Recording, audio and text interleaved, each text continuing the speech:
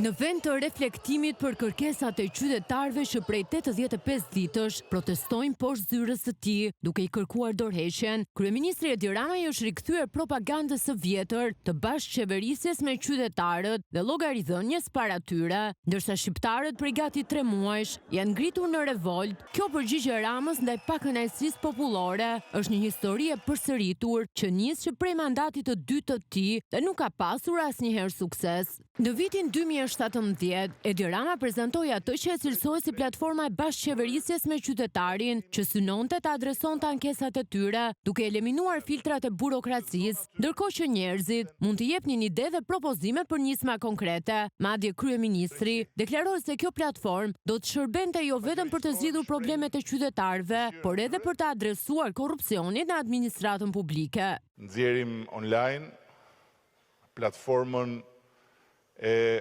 bashkëqeverisjes me njerëz të zakonshëm, grupi tërë njerëzish që do të ndjekin në kohë reale çdo opinion, kërkesë, ankesë. Ne kemi filluar të provojmë hap pas hapi se ankesat e njerëzve në platformë adresohen sipas afateve që kemi premtuar dhe se çdo ankesë që vjen nga platforma shkon drejt te ministri apo te ministrja. Sot, në 3 minuta maksimumi, ata mund të adresojnë problemin jo tek një zyrë fizike, por drejt për drejt, përmes telefonit. Në vitin 2024, kryeministri njoftoi edhe platformën e re online Transparency Albania, e cila sipas tij do të ishte një urlisë mes qeverisë dhe qytetarëve. Madje çdo qytetar mund të drejtohej institucioneve për informacion dhe do kishte mundësi të ndiqte vetë në kohë reale statusin e kërkesës së tij. Bëhet fjalë për një urë të re lidhëse mes qeverisë dhe qytetarëve. Çdo njeri që i drejtohet cili do institucion me një kërkesë për të marrë një informacion, do të mund të ndjeki vetë në kohë reale statusin e kërkesës.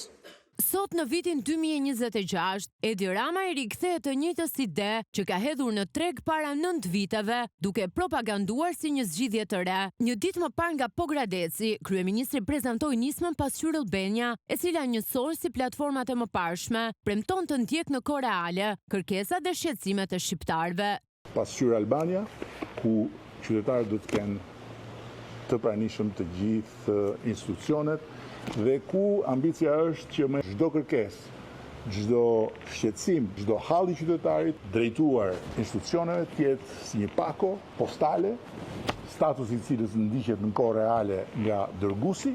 Ndërsa i ndron vetëm emrat nismave të vjetra, Rama u mblodh të hënë me kabinetin qeveritar në Pogradec për të bërë një bilans të punës së ministrive dhe për të vendosur objektivat e muajve të ardhshëm. Për kryeministrin, i cili me kthimin nga pushimet do të gjejë sërish shqiptarët duke protestuar për largimin e tij, fokusi ngelet platforma Besa, në shpresën se përmes saj do arrijë të shuajë pakënaqësinë dhe revoltën e tyre.